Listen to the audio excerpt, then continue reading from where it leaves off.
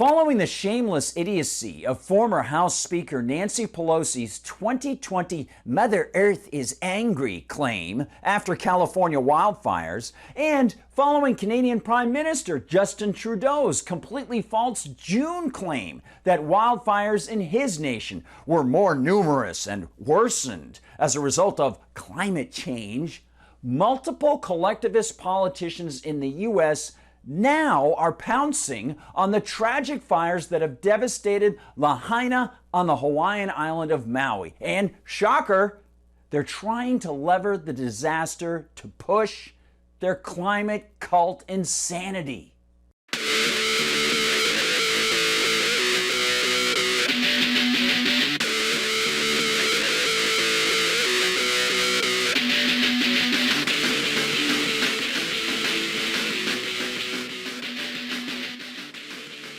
You know, with nearly 100 people dead so far in this most devastating wildfire of Maui's recorded history, these fatuous fearmongers in politics started their propaganda presses before the final death toll has even been determined. And their ghoulish opportunism hasn't gone unnoticed. In fact, it seems to be garnering the righteously indignant responses, the factual retorts, and the verbal smackdowns that such thoughtlessness deserves. Thomas Catenacci reports for Fox News that at least 3 major Democrat politicians are using the tragedy to spew their tyrannical socialist spiel. Quote, "Heartbreaking fires in Hawaii. Scientists are clear that climate chaos wreaking havoc on ecosystems everywhere is the new norm," Senator Jeff Merkley, Democrat of Oregon, said in a post on X. "We need to take action immediately or else it will get even worse," end quote. Not to be outdone, fear-mongering Illinois Senator Dick Durbin, Democrat, weighed in as well. Quote, "The wildfires raging across Hawaii are a devastating view of our planet as we fail to adequately address the climate crisis," Senator Dick Durbin, Democrat of Illinois, added in a post of his own. "I stand ready to support in any way to make sure Hawaii has the resources to ensure the safety and well-being of impacted communities," end quote. Man, could he throw another rotten apple into that bushel? Holy smoke. "Yeah, I just had another verbal hand grenade to launch. Don't mind the shrapnel."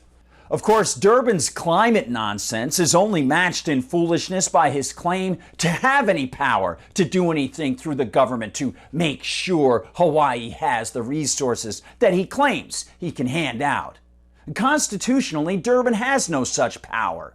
David Crockett spelled this out in 1830 in his famous "Not Yours to Give" speech regarding the unconstitutional nature of using tax money to shovel funds to fire victims of his time.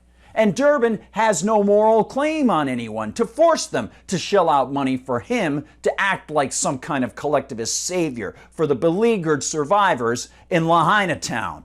But typically, we can be sure that Durbin and his fellow grandstanders will pass some emergency package or insist that the flagrantly unconstitutional Federal Emergency Management Agency, FEMA, shift money from the already $30 trillion in debt U.S. government to Maui. Meanwhile, as it was with federal aid employees getting in the way of private first responders in New Orleans and making off with huge chunks of federal aid money and resources, of course, after the Hurricane Katrina disaster, the feds will get in the way and squander money here as well. In fact, the government already is getting in the way, as locals report, having to use their own boats to float private emergency aid around Maui roadblocks put up by the so-called officials. But to be sure, the collectivists know what's best. Just ask Congressman Ro Khanna, Democrat of California, who chimed in about so-called anthropogenic climate change as the cause as well.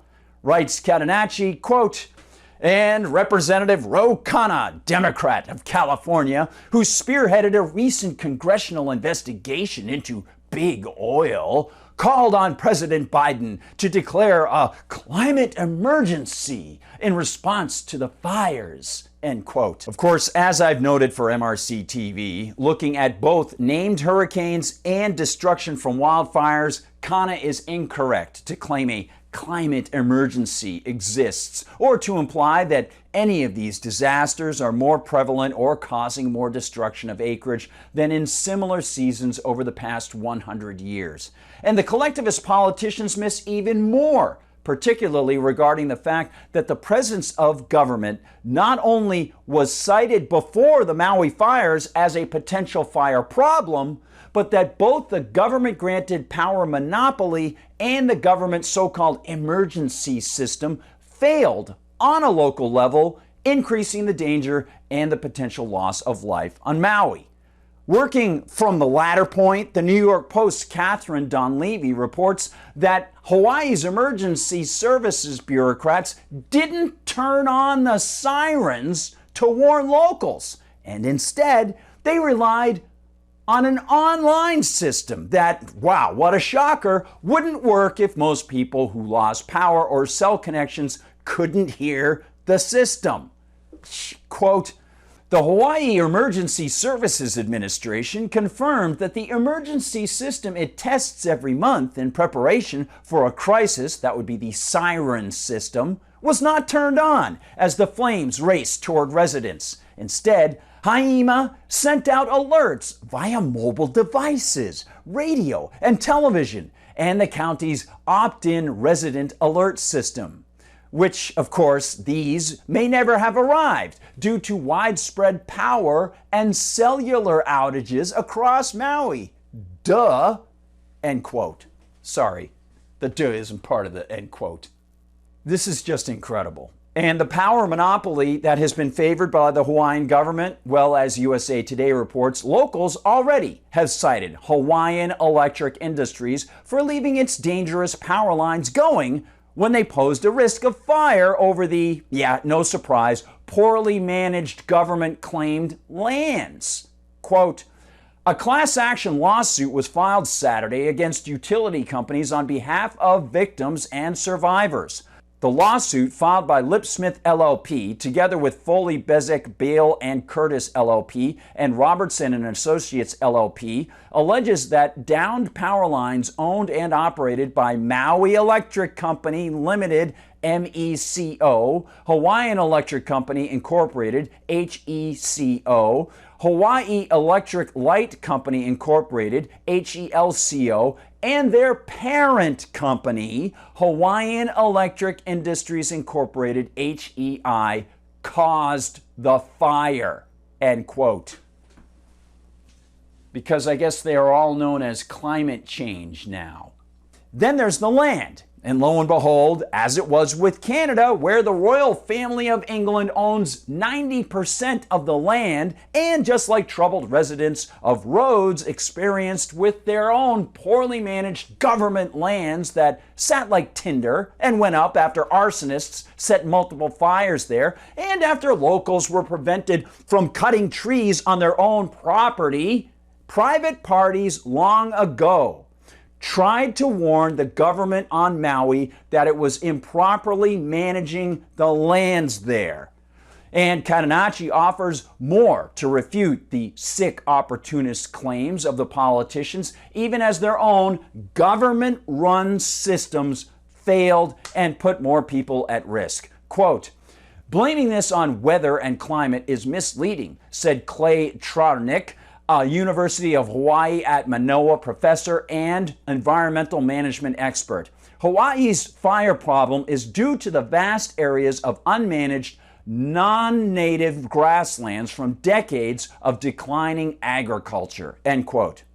And he adds, quote, these savannas now cover about 1 million acres across the main Hawaiian Islands, mostly the legacy of land clearing for plantation agriculture and ranching in the late 1800s, early 1900s. He continued, the transformation to savanna makes the landscape way more sensitive to bad fire weather, hot, dry, windy conditions. It also means we get huge buildups of fuels, during rainy periods, end quote. To it, he said, Hawaiian fires result from poor tending of the land. First, industrial agricultural plantations obliterated native ecosystems, and when these farms were abandoned, combustible invasive grasses took over. Well, I don't think it was strictly that. I mean, when we look at the brush that's here, this is trees look down here. in contact with power lines. That in and of itself could start a fire, even if you didn't have winds. The winds would push it. But that in and of itself, having that, it's amazing to me because we have crews out here that come along and cut the trees away from the power lines. You don't want them getting that close where they're going to touch, and yet they're running the power lines right through the bushes there. It's stupid. So it doesn't have anything to do with climate. It's just bad management of everything that's there. What continues to unfold on Maui is a sad postscript to the loss of local Hawaiian independence and its monarchical island government beneath the expansion of the U.S. and its own expanding central authoritarianism. Lahaina Town once was the home of the Hawaiian royals, and many descendants of the monarchical capital region held on to their lands, even as the islands became a state. Now, much of what they and their families held has been laid to waste, and the bureaucracy on the island and the bureaucracy in D.C. seem more interested in passing the buck and getting in the way than in letting private property owners handle the land and manage it the way they know it should be managed, and the way they know it has nothing to do with so-called climate change. So today we're going to talk about some updates on the Hawaiian fire situation. Now I want you to look at this guy's page, go to his Instagram and follow him. He's talking about how people are trying to bring in supplies such as water, food, and gas, and they are being turned away. The military is turning away people from helping, and he was talking about this on his page. Now, if we take it a step further, the governor was asked, why didn't the system go off when the fires were happening? And he was basically saying it must have been a malfunction. But what's interesting is a person commented, the siren sounds went off when there was no tsunami, but the sound when an actual burning fire disaster, it doesn't occur. What's also interesting about the governor was he passed this executive order just before this in July, which could take away the land from the people based on if they need to rezone. There's also a lady who has mentioned how the Red Cross has had hundreds of millions of donations from all these celebrities, but they don't have any security and they're having to move the people out who have lost everything. So then we look at this lady's work and we can see that this looks like a land grab. If all of these politicians and celebrities really cared, why aren't they talking about this legislation? This legislation was something that was proposed on January 5th of 2023 of 51 acres in the same area of the fire would be turned into a housing project. Interesting. Now what's also interesting is this follows the Agenda 2030 plan as well. So we really have to ask, was this just what the media reported or something planned? Do you want to know what really pisses me off? The fact that we can send billions and billions of dollars and troops to Ukraine, but our own American citizens right now in Hawaii are without food, water, shelter, and just basic necessities to survive. And the thing that gets me even more is the Americans that are trying to help these people are being denied access to helping these people by the government. Because apparently if you're not Red Cross or FEMA, you're not allowed to give somebody food, water, or gasoline.